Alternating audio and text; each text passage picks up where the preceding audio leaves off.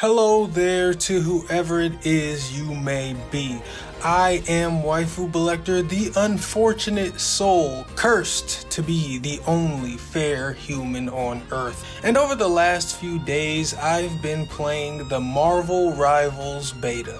So you know what we've got to do. We've got to talk about it. We've got to analyze it. We've got to critique it. All of that shit that makes people mad at me when I inevitably say something that the masses disagree with. I don't do it on purpose. But as I said, I am cursed. Anyway, let's jump right into this Marvel Rivals talk. Oh, and of course, please remember to like and subscribe if for some reason you end up enjoying this video. Also remember to hit the notification bell so you don't miss anything. Thanks in advance. Okay, so I don't even know how to begin this, so I don't know, let's just start with some obvious generalized stuff that will also familiarize people who aren't aware of this game. Marvel Rivals is Overwatch.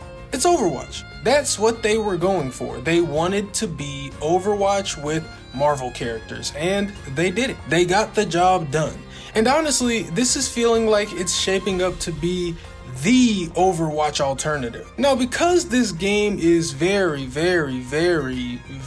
much just Overwatch, it feels like there isn't much to talk about because you can just say it's Overwatch and that be the end of the explanation. And it can be, but let's extend the convo and talk about some of the smaller or more unique aspects that attempt to set Rivals apart. I guess the biggest difference kinda isn't a difference because it's how Overwatch used to be, and that's Marvel Rivals having a 6v6 structure instead of a 5v5. It's just a testament to how badly Rivals wants that Overwatch spot, because they just very directly decided to do what Overwatch won't, despite what a lot of fans want. And here in Rivals, if you've been playing a lot of Overwatch 2, having those 2 extra players can make for a busier feeling experience. It's especially jarring in those first couple of games, but it just takes some getting reacclimated to the 6v6 structure. I imagine if you started playing Overwatch once it was 5v5 in Overwatch 2,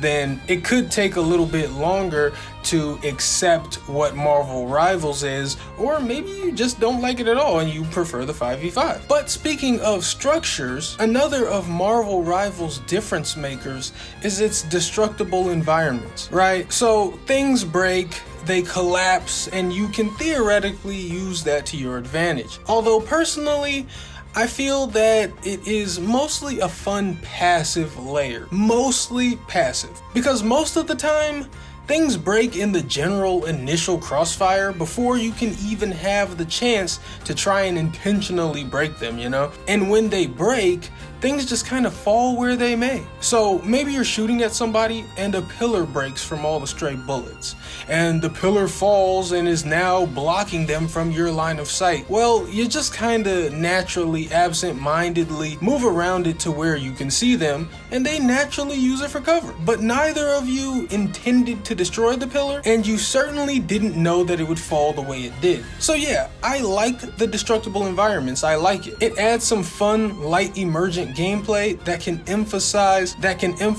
adaptability and quick decision making. But it isn't so insanely game defining that it makes this game feel far removed from Overwatch or anything. And I said it's mostly passive because there will be rarer times where you consciously engage with the destruction, like when opponents are standing on a level above you and you decide to just shoot out the floor to eliminate their high ground. But those kind of moments don't feel that frequent. Another of Marvel's key shakeups is the inclusion of team-up abilities. Characters can basically get an extra ability if they have a compatible teammate on their team. The ability is usually passive for one character and active for the other or others. For example, Venom can team up with both Penny Parker and Spider-Man, allowing them to unleash a big spiky symbiote attack. But Venom himself cannot do the attack and doesn't have to do anything except exist in order to allow Penny and Peter to do it. Same thing goes for Adam Warlock, who passively gives Mantis and Star-Lord the ability to use his own passive skill, which allows you to resurrect yourself in a regenerative cocoon. So in all of these team-ups, the idea is that there is a passive provider of the ability and someone who actively uses it. But there are cases like between Punisher and Rocket where both are kind of active. Rocket gains the ability to throw out an unlimited ammo zone, and if Punisher is in the zone, he gets unlimited ammo. But Punisher does have to make an active effort to get in the zone, and Rocket has to choose to place the zone. So both kind of active. But yeah, the effect that this team up mechanic is supposed to have on the depth of the game is obvious, right? Maybe you're better with a certain character, unless this other character has the team up ability, then maybe you prefer them. Then there's also an added layer of team synergy to be used, and make sure you're getting every drop of productivity and capability out of your team. It's a good addition to the game. It's a cool mechanic, and one that I think is more impactful than their destructible environments. But team-ups combined with the destruction do help to give rivals at least some semblance of identity beyond being the Mobile Legends bang bang to Overwatch's League of Legends. And speaking of Mobile Legends, I kinda wanna use them as an example while I move on to talking about Marvel Rivals character kits. If you don't know, Mobile Legends is a hugely successful League of Legends clone. And the thing that they do is just take League of Legends character abilities and mix and match them. And there is a lot of that happening here in Marvel Rivals, as you might expect. But to be fair, a lot of Rivals tweaks and some of their more original abilities are fairly creative and or well thought out. Like I thought Adam Warlock having what is essentially healing chain lightning as an ability was pretty cool. And then there's someone like Venom, who is basically Hammond or a Wrecking Ball, whatever. Venom is just Wrecking Ball from Overwatch, but with tweaks that make him a bit more viable. Venom has a swing, he can slam from that swing, and he can generate shield for himself. All things that Wrecking Ball can do. However, Venom doesn't have a ball form equivalent, so he doesn't stance shift, which gives the character a little less obstruction. Venom's shield also works differently from Hammond's, where the amount of shield Hammond gains is based on the amount of surrounding enemies. Venom's shield gain is dictated by how little health he has, so the less health he has, the more shield he gains. It's essentially a get out of jail free card regardless of whether you're outnumbered or not. Venom also does have two abilities that are entirely different from Hammond. He can tether himself to enemies to do damage, and his ult is completely different. Not to mention, Venom is melee based and Hammond isn't. All in all, Venom still isn't the easiest character to play, same as Hammond, but there's more viability and more of a reason to play him compared to Hammond in Overwatch if you ask me. There are a lot of other examples of pretty mindful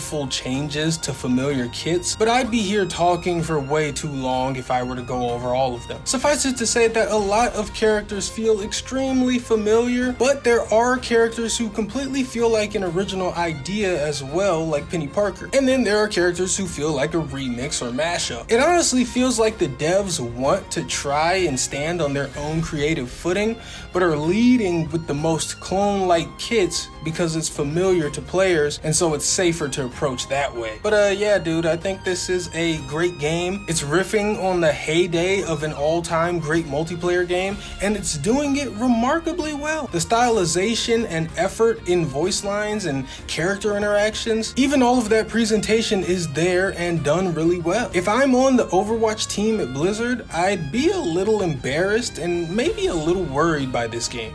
Personally for me, my biggest gripes or critiques I have with Marvel Rivals are: one, personally, I want a role queue for ranked because people keep forcing me into terrible matches with 4 damage characters on my team. It's terrible. Please give us a role queue. And 2, because this game is third person, the camera is more pulled out, and in the jumble of battle, the readability of things isn't great a lot of the time. It can be really hard to see things clearly and see things coming or know what's going on sometimes. The visual communication could just generally use some work in my opinion. opinion. A lot of the thinner characters like Spider-Man just look like specks on the screen a lot of the time. And it's not that I think they should be easy to hit. They dart around, they're fast, it's their thing that they aren't easy to hit, and that's fine. My thing is, they're hard to see. Characters like Spider-Man and Black Panther. Magic, however, not so much because of that big ass sword. But yeah, this is what a beta's for. I hope they improve the game further, but as it stands, it's still great. If you like Overwatch, you'll like this. But alright, I think I've said enough. I'm sure I'll have more to say about this game in the future. If it does something else that intrigues me, or maybe when it fully launches, who knows. Anyway, thanks for watching. I'd say like and subscribe, but I know you don't fucking care. So go enjoy some Marvel Rivals, have your fun, and until next time, I am Waifu Collector. I am just a normal guy. I like hentai, and I want Squirrel Girl in Marvel Rivals. Goodbye.